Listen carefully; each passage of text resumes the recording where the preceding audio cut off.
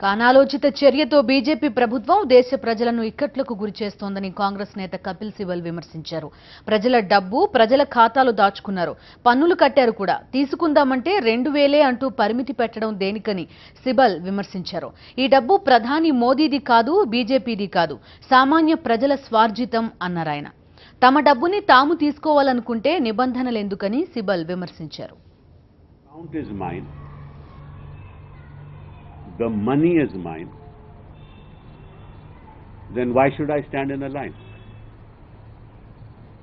पैसा मेरा, अकाउंट मेरा, उस पे मैंने टैक्स दिया है, वो बैंक में जमा है और मेरे पे रोक लगा दी कि मैं 2000 से ज्यादा नहीं ले सकता।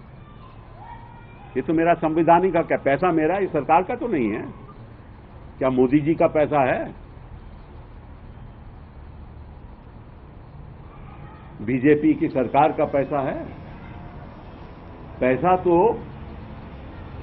आम जनता का है, जिसमें जो గతంలో 2005కు ముందు నోట్లను రద్దు చేయాలని యూపీఏ ప్రభుత్వం నిర్ణయం తీసుకుంటే బీజేపీ వ్యతిరేకించిందని కాంగ్రెస్ నేత కపిల్ సిబల్ గుర్తు చేశారు. పేదలకు వ్యతిరేకంగా కాంగ్రెస్ చర్యలు తీసుకుంటోందని అప్పట్లో బీజేపీ నేత నితిన్ కోహ్లీ విమర్శించారని కపిల్ సిబల్ గుర్తు చేశారు. ఇప్పుడు బీజేపీ చర్య పేదలకు వ్యతిరేకంగా లేదా అంటూ ఆయన ప్రశ్నించారు. आपको मालूम है कि जनवरी 23, 2014 में मीनाक्षी लेखी जी ने क्या कहा था? जब यूपीए फैसला करने जा रही कि 205 से पहले जो नोट हैं वो हम डिमोनेटाइज करेंगे, तब उन्होंने कहा था कि ये गरीबों के खिलाफ है,